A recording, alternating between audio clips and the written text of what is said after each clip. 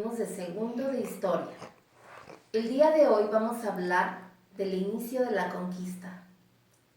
Y cuando escuchamos la palabra conquista, pensamos en una palabra muy bonita, llena de amor, a lo mejor muy romántica. Pero la conquista a nuestro territorio no fue precisamente una conquista de amor. Sin embargo, así le hemos llamado, o así le llamaron los españoles.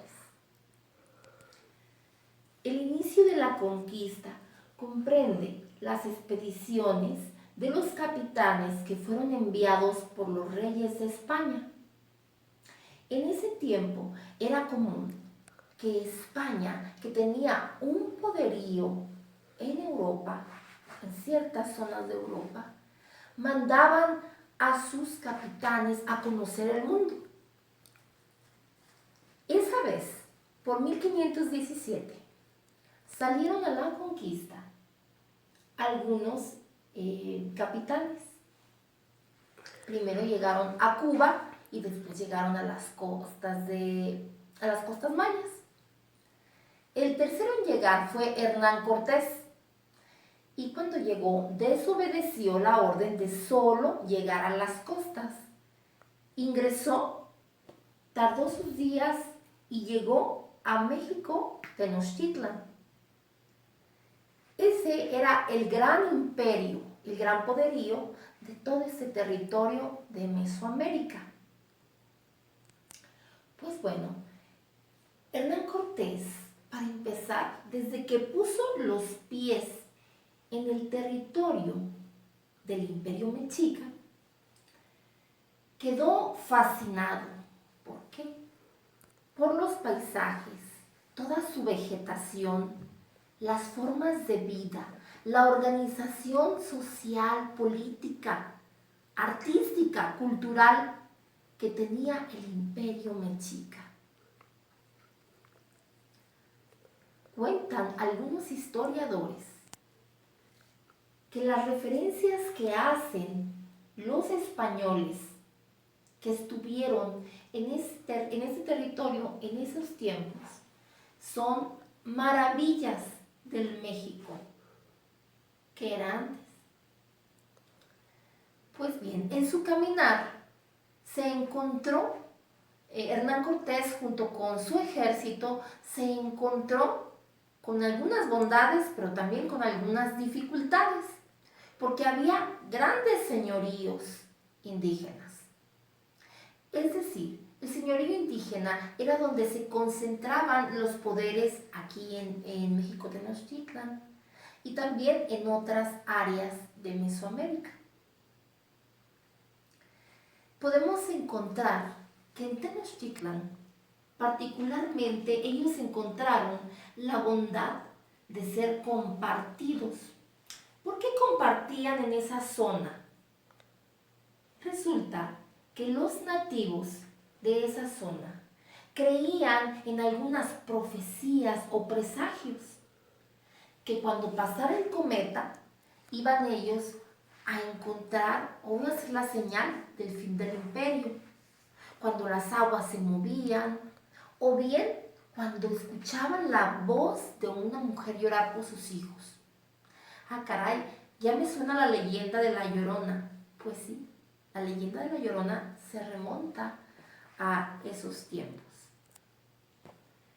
Vamos a ver que en México Tenochtitlan le ofrecieron a Hernán Cortés joyas y la capacidad de convivir y de involucrarse. Pues Hernán Cortés estaba muy contento. Pero ¿en dónde fue? Donde se encontró realmente Hernán Cortés con los nativos de este territorio que realmente eran agresivos. Adivina, en estas zonas y cercanos a Zacatecas es donde vio realmente Hernán Cortés a los nativos que defendían su territorio, que no le tenían miedo, o más bien que por el miedo reaccionaron violentamente. Otra de las conquistas fue no solamente en esa bondad de dar y recibir, la conquista, que es para los españoles, pero para nosotros es una masacre, o bueno, para ellos en ese tiempo representó una masacre, fue que Hernán Cortés utilizó toda su fuerza violenta para aperrear a personas, para someterlas. ¿Por qué? Porque Hernán Cortés traía la religión cristiana, la religión católica. Hay que recordar que él venía enviado de los reyes católicos de España. Y como veía que las personas adoraban a diferentes dioses, para él eso era un insulto muy grande a su único Dios. Y su manera de poder controlar y poderlos hacer creer en un solo Dios fue muy violenta. Y hubo otra forma de conquistar. Esa fue la conquista espiritual. Vinieron también dentro de la expedición religiosos, misioneros, que venían a dar la palabra de Dios, pero se encontraron con algo. La lengua que hablaban los nativos, obviamente las lenguas indígenas, no la podían entender y no se podían comunicar. ¿Cómo le podían hacer? Muy curioso dato es que eran muy festivos nuestros nativos. Y siendo tan festivos, les gustaba tocar sus instrumentos. Les gustaba la fiesta, les gustaba reunirse. Pues bien, aprovecharon los misioneros para traer la música.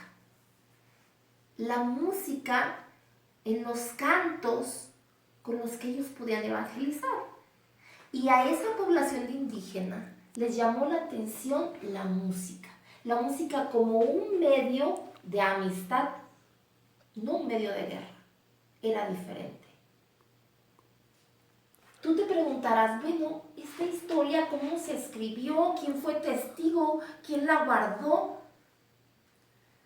Te voy a decir algo. Cuando un historiador quiere escribir, remontarse a ese tiempo, imagínate los primeros historiadores, ¿de dónde lo tomaron? Bueno, todos los exploradores, capitanes, generales que venían, por llamarlo de alguna manera, el nivel jerárquico de sus recorridos, de sus expediciones, pues siempre había una cabeza, alguien, un líder. Ellos se encargaban de escribir las cartas que mandaban a España, a los reyes de España. Entonces ellos les platicaban, bueno, los nativos de esta región son así, así, así, y estas fueron las hazañas. Y también los escritos de aquellos religiosos misioneros también escribían lo que estaba sucediendo. Todas esas cartas, o la mayoría de ellas, fueron enviadas a España y se conservan en un lugar que es la Biblioteca de las Indias. ¿Por qué de las Indias? Porque este lugar, los españoles lo reconocieron como las Indias. Así es que están firmadas con los sellos de la Casa Real. Y para poder entrar a hacer una investigación, los historiadores tienen que hacer fila o dormir fuera de la Biblioteca de las Indias. Para que tú te puedas llevar una mejor y más amplia información, es bueno que complementes. En tus guías vas a complementar. Yo ahorita esta clase la voy a cerrar con una radionovela. Esta radionovela nos va a contar un poco más de las vivencias del inicio de la conquista. El siguiente trabajo que vas a elaborar tú es una pequeña paráfrasis o una pequeña reseña de esa radionovela. Y espero que estos elementos con los que abro el inicio de la conquista española te puedan servir bastante. Nos vemos para la próxima clase. Saludos.